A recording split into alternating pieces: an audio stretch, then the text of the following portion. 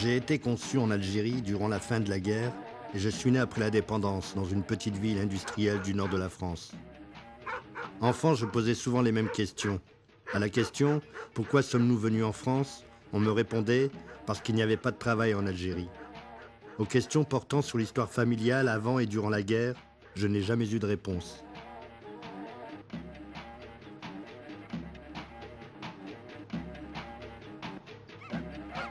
Je me souviens, dans les années 1970, de vives discussions sur la démocratie en Algérie, opposés sympathisants FLN et militants d'un parti dont on taisait le nom. Parfois, des tracts de ce même parti circulaient à la maison. Je me rappelle des tracasseries subies par mon père et mes oncles parce qu'ils distribuaient sous le manteau ces tracts. Lorsque je demandais à ma grand-mère ce qu'il se passait, elle me répondait « Chut, si quelqu'un te demande quelque chose, tu ne sais rien, sinon ils vont nous tuer ». Les raisons de ce silence devaient se trouver dans un passé que j'ignorais. Les enfants de Messalistes, enfin les petits-enfants de Messalistes, dans le fond, ont commencé à se réapproprier par fragments, par bribes, de manière douloureuse et difficile, l'histoire de leur père et de leur grand-père, que progressivement, c'est-à-dire dans les années 80, les années 90, arrivés à l'âge adulte, de comprendre bien sûr qu'ils n'étaient certainement pas des enfants de harkis, qu'ils n'avaient rien à voir avec cette histoire, et qu'ils n'étaient pas non plus des enfants d'immigrés au sens classique du terme, au sens ordinaire, économique, social du terme. Ils appartenaient encore, disons, à une autre, entre guillemets, galaxie, un autre univers. Ils étaient encore dans un autre univers qui témoignait de ce qu'était la complexité de ce qu'on a appelé la révolution algérienne.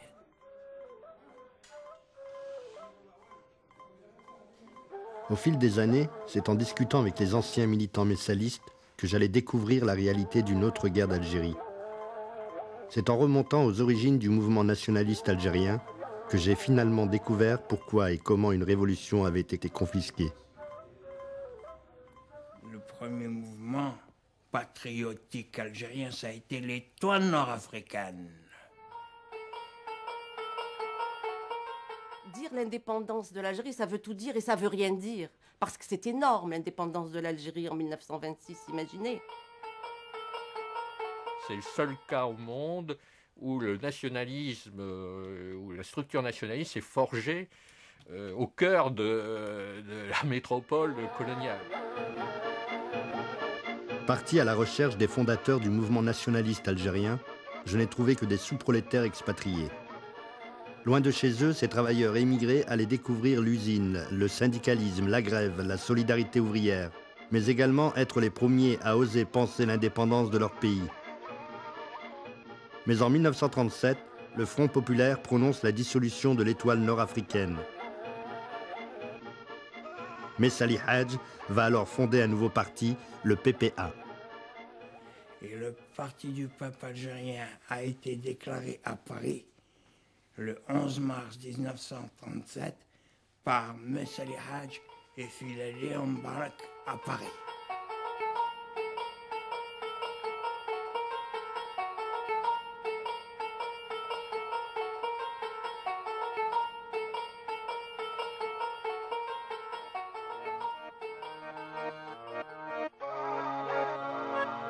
Le PPA va jouer un rôle décisif dans la construction du mouvement nationaliste. Il va doter l'Algérie d'un drapeau national et se donnera pour objectif l'indépendance par la lutte armée.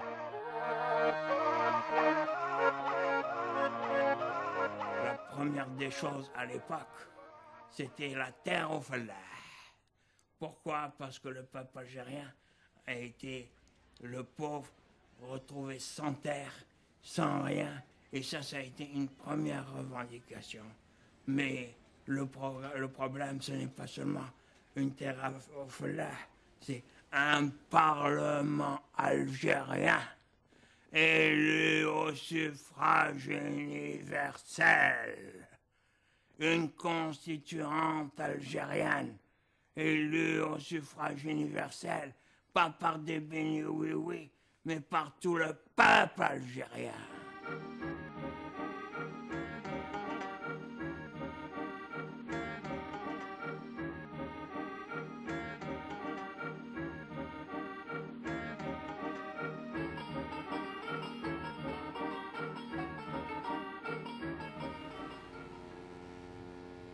L'histoire va changer, puisqu'à partir de cette époque, 1937-38, le PPA va exister en Algérie. Il y aura un transfert du siège central et de Messali lui-même en Algérie. Et là, le rôle de l'immigration est beaucoup moins important. L'activité politique centrale de l'organisation nationaliste se déroule de l'autre côté de la Méditerranée. Et lorsque la Seconde Guerre mondiale commence, en 1939, le PPA est déjà bien implanté en Algérie. Le Parti du peuple algérien sera dissous en 1939 et ses leaders emprisonnés.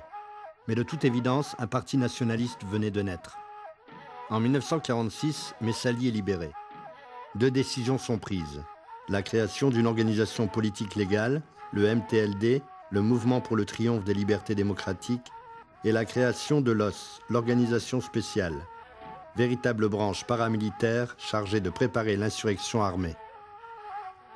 Alors, après la Seconde Guerre mondiale, il y a toute une série de crises successives qui vont affecter la marche, le fonctionnement de cette organisation. Il y a tout d'abord une crise très importante, c'est la crise berbériste.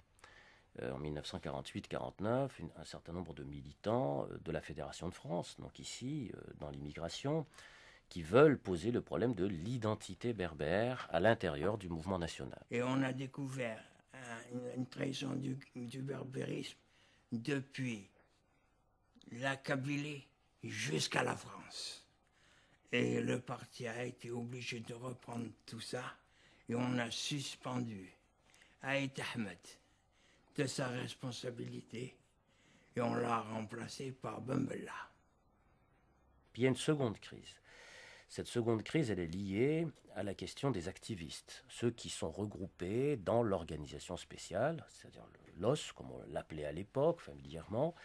Ces militants-là, qui s'entraînaient clandestinement depuis 1947, eh bien, à la suite de toute une série de péripéties, eh bien, cette organisation clandestine va être découverte par la police française en 1950 et des centaines de militants vont être arrêtés en Algérie. Mais Salih Hadj a fait sauver de France Aït Ahmed et Ben Bella au Caire.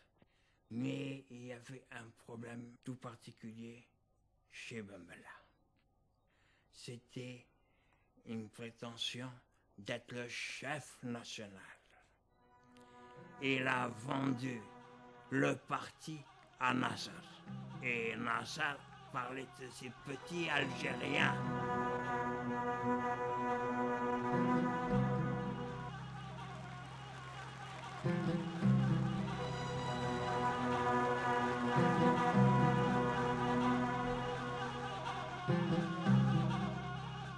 Et puis il y a une troisième crise qui va apparaître, c'est précisément entre les hommes du comité central, c'est-à-dire les centralistes, et puis Messali lui-même. Pourquoi ? Bien parce que Messali pense que ces hommes se sont embourgeoisés, il pense que ces hommes ont adopté une posture réformiste, en siégeant en particulier dans les grands conseils municipaux des grandes villes algériennes, comme Alger, Oran, Constantine, etc. Les responsables qui étaient sur nos têtes du bureau politique, Houssine, Ben Khadda Ben Youssef, Kiwan, Abdrahman, ceux-là, ils passaient des nuits à l'hôtel Aliti, à Alger, avec le directeur de la police nationale, avec les hauts fonctionnaires de la préfecture de police d'Alger, des hauts fonctionnaires du gouvernement général, et Jacques Chevalier, député maire et secrétaire d'État à la Défense. Ces tendances ne